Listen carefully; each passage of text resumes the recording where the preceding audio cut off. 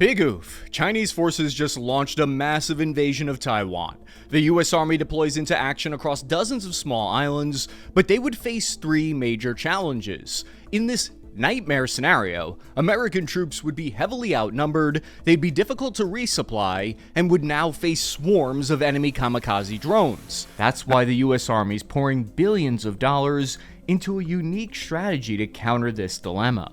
Their brand new reconnaissance unit, called the Hunter-Killer Platoon, is the first ever American infantry, equipped with next-generation FPV attack drones, high-tech jamming equipment, unarmored vehicles, and sophisticated new tactics learned from observing the war in Ukraine. The mission of the Hunter-Killer Platoon is to sense, kill, and protect on behalf of the brigade commander. We've been tasked with being painfully light and disproportionately lethal. Sir, that might be the first ever time that I've heard buzzwords go hard as It's unprecedented to hear the Army call one of their own units painfully light, acknowledging just how crazy it is how unarmored they are. The British Army's creating a similar unit, calling it their Recce Strike model. In fact, Chinese forces are trying to develop the same capabilities, calling it something in Mandarin I can't pronounce. But not everyone thinks this controversial strategy is the right direction to go in.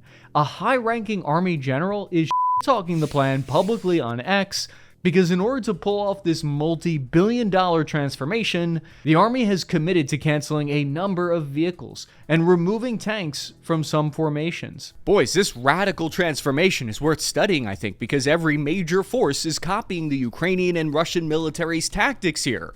As my mom would always say when I was growing up, if Ukraine jumped off a bridge, would you jump too?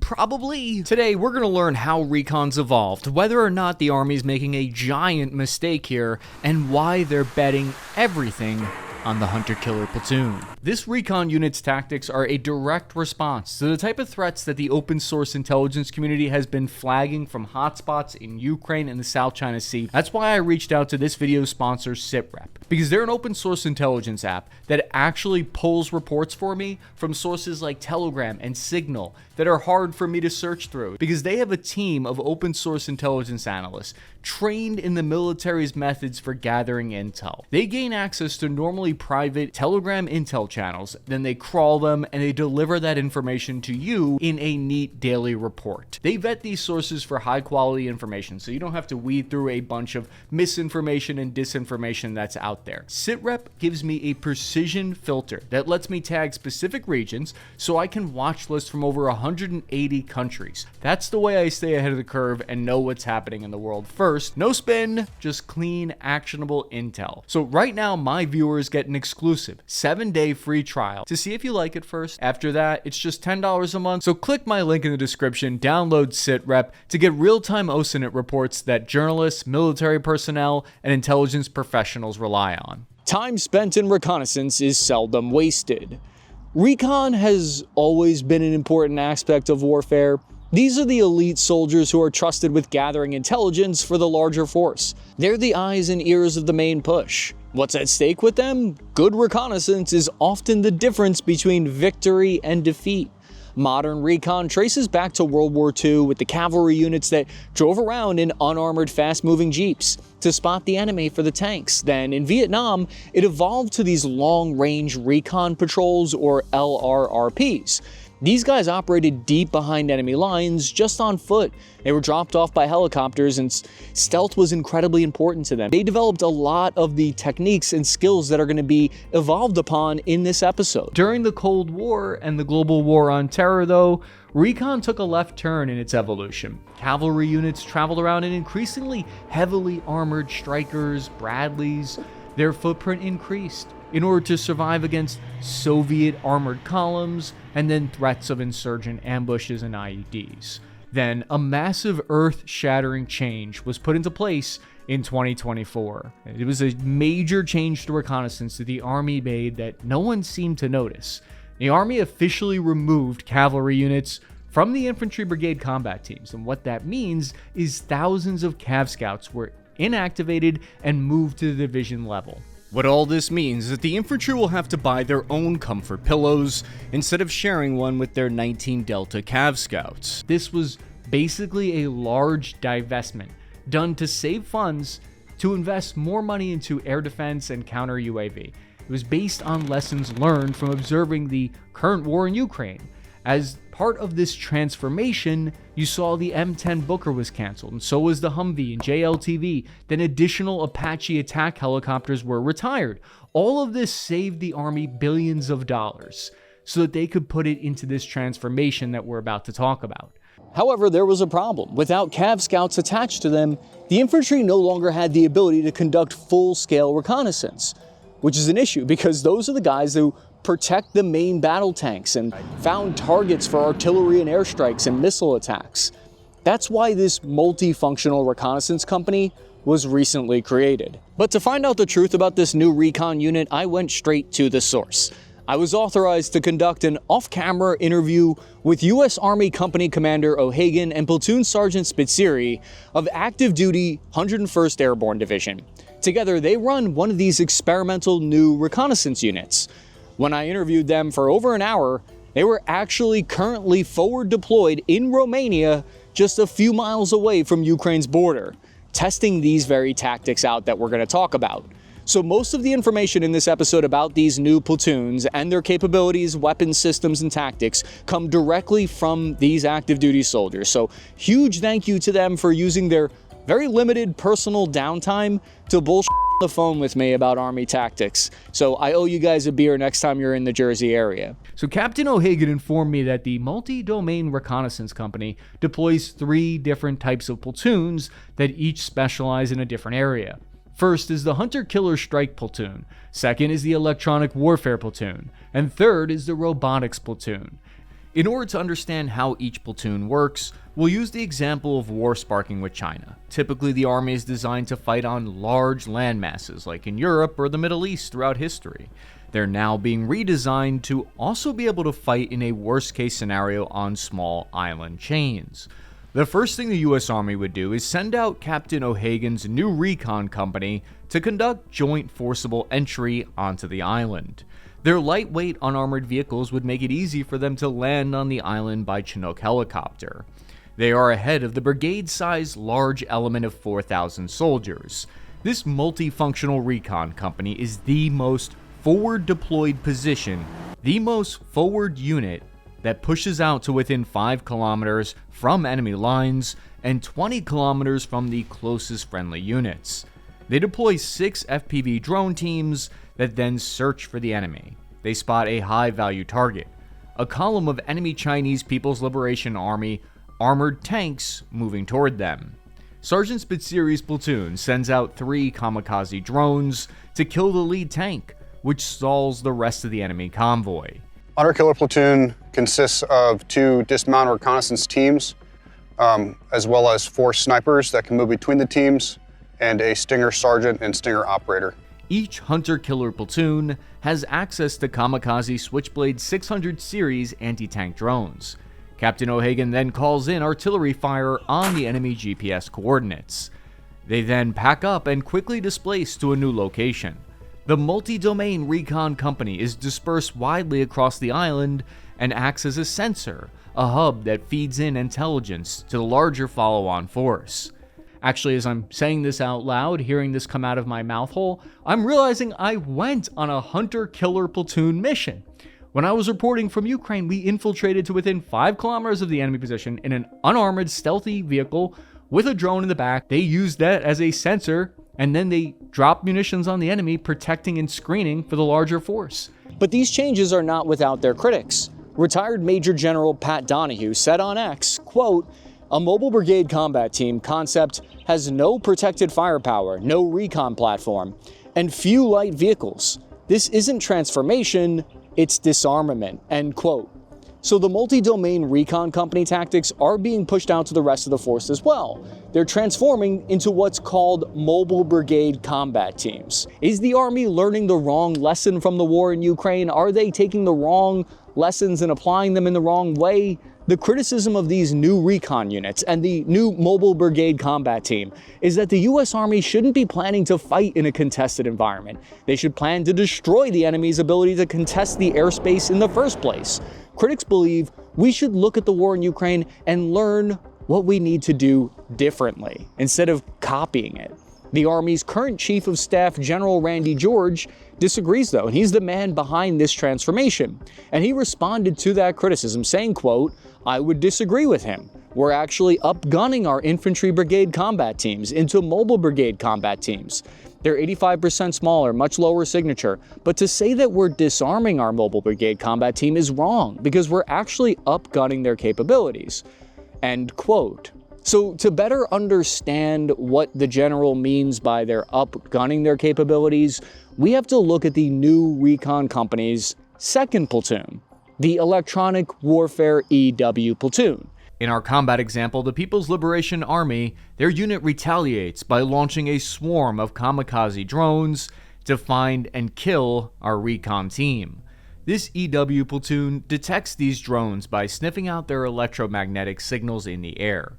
The EW platoon jams the incoming Chinese drones, dropping them to the earth. But what about fiber optic drones that are impervious to jamming?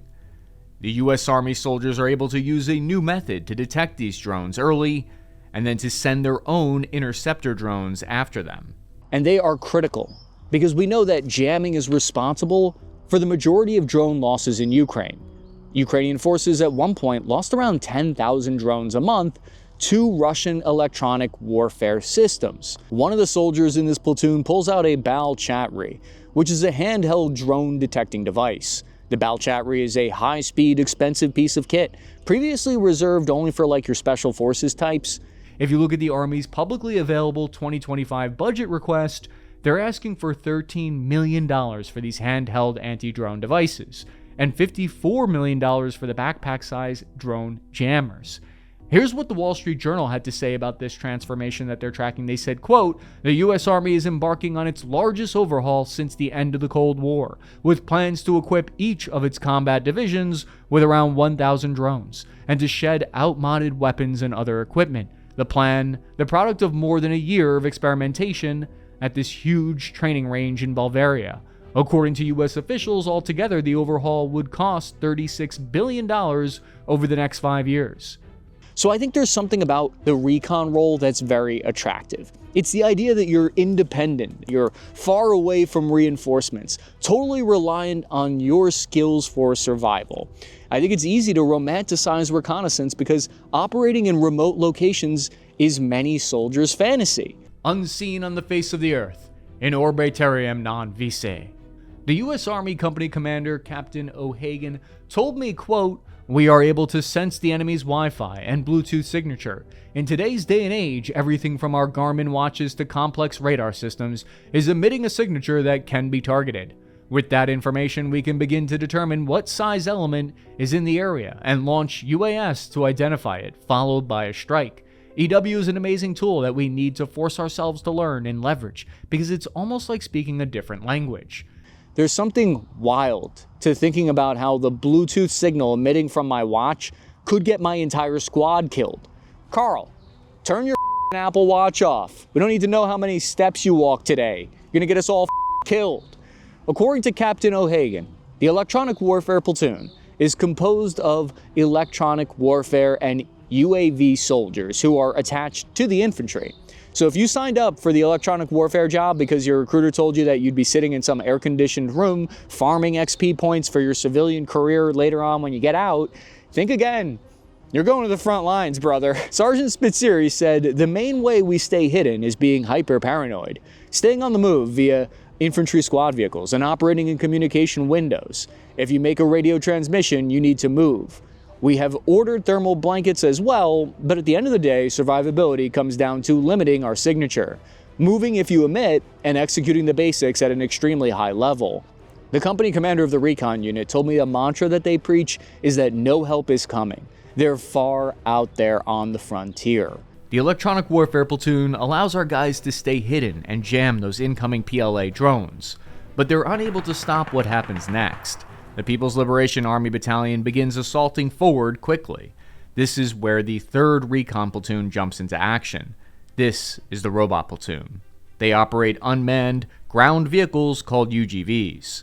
But that's just a nice way of saying killer robot, isn't it? The platoon deploys their Themis, which looks like a mini tank, to slow down the advancing People's Liberation Army, and they pin them down with remote-controlled machine gun fire. This buys our recon team time to exfiltrate out of there. Captain O'Hagan said currently the robot platoon is focused mostly on pack mule stuff, but the robots are designed to transport fresh batteries, weapons, and ammo. Here's how this new recon unit and the mobile brigade combat team are going to be painfully light. The infantry squad vehicle is the single most controversial part of the new reconnaissance strategy because they're completely unarmored. It doesn't even have doors. It's basically a Chevrolet truck that's been modified and tricked out for the Army. It's a Ghost Rider of a whip. Big Army put a major investment into them to acquire 2,000 for $200 million. I remember when I first saw these and I thought it was a totally bat crazy idea. No way would I want to ride around in vulnerable vehicles like that. And I wasn't the only one who thought that, but many units will now be trading in their armored strikers and Abrams tanks and Bradleys for this infantry squad vehicle, because those are all going to the division level. I read through a series of reports from the Pentagon's testing department on these vehicles. In 2020, those testing departments also agreed and clearly thought there was some wild shit going on here, because at first, the top testing department said that the infantry squad vehicle was, quote, not operationally effective and wasn't protected enough and couldn't carry enough supplies for more than a day's mission. The actual designers of the infantry squad vehicle then clapped back at the Pentagon. Steve Herrick, the guy in charge of the ISV program, told Breaking Defense that the infantry squad vehicle is not designed to defeat or counter specific threats, nor is it intended to operate as a combat fighting platform. The primary role of the ISV is as a troop carrier to provide ground mobility to designated infantry rifle squads, reducing their need to cover large areas of terrain on foot. When I spoke with Sergeant Spitzeri and Commander O'Hagan, they gave me their opinion on the vehicle, saying, quote, the infantry squad vehicles are a tremendous asset to move the brigade rapidly after a joint forcible entry. It's meant to cover ground fast, ditch and recover after actions on the objective. Commander O'Hagan said that the unit was just on foot prior to being issued these vehicles and that this was a way better way than having to walk everywhere, essentially. Either way, by 2024, the Pentagon had stated they changed their mind and that the issues with the vehicle had since been corrected and that they were all good to go with the infantry squad vehicle. The squad vehicle could be unpredictable and reach remote places that enemy drones might not be searching for them at, might not expect them to find them there. It can travel to where the Stryker, Bradley, and Abrams can't. Infantrymen are meant to quickly jump out, ditch the vehicle, and recover it later on. First in, last out. The mobility isn't just for movement. It sets the hunter-killer platoon up to get eyes on target that no one else can. And once they spot something worth blowing up, that's where the next piece of the tech comes into play. Sentinel AI. If you're like me, you find AI to be kind of boring and lame and kind of gay and not in the good way where there's two bros staring at each other longingly for several minutes with uninterrupted eye contact. But it's important we talk about it, I promise. You'll be glad that you heard this out. Once an enemy target is detected by the hunter-killer platoon, that information is sent to new artificial intelligence software called Sentinel AI. Can't make this shit up. Sentinel's job is to basically be ChatGPT, but instead of sending out recipes and questions about weird rashes that I'm too embarrassed to ask my doctor about, it computes firing solutions for artillery cannons. It's combined with the new AI Shrike, and it takes the targeting process even further. I'll let Commander O'Hagan explain it because his answer was kind of mind-blowing. He said, quote, the artificial intelligence is truly the future in terms of shortening the kill chain, which everyone loves to say, and connecting the sensor to shooter. It runs 3 algorithms: aided threat recognition, call for fire generation, and adjust for fire corrections. Aided threat recognition is essentially an object detection, putting a green square over suspected enemy equipment on a map. The user then clicks the threat that he wants to prosecute. This then generates a call for fire mission. Now, generating a call for fire mission, depending on the user, can take 8 minutes plus and generally is inaccurate. Shrike, however, generates a call for fire mission instantaneously in the target location. Error is within 45 meters, which means lethal effects. Once the rounds impact, the AI can automatically generate corrections if the rounds are not having the desired effects. Again, that's done at a greater speed and with greater accuracy.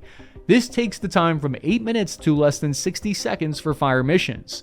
So this is the reason why they can justify being painfully light, because the infantry plan to be disproportionately lethal with their targeting systems. The British military is using similar messaging with their defense documents, saying that they plan to have their ground forces be 10x more lethal. So how do you get selected to join this new recon unit? When I deployed to Iraq, the scout platoon would take all the squared away guys with high PT scores and expert marksman badges for the scout platoon.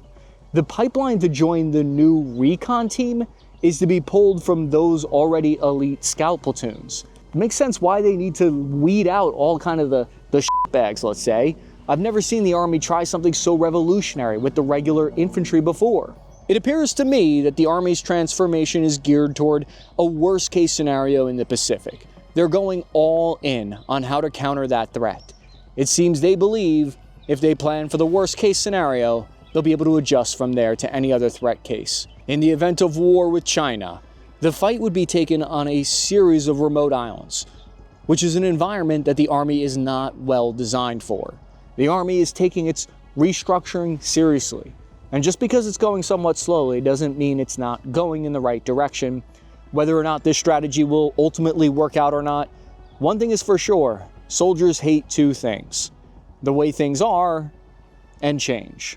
And remember, there's a 7-day free trial of open source intelligence reports waiting for you on the SITREP app. Just click my link in the description of this video and go to cappyarmy.com if you want the show notes and full sources for this episode.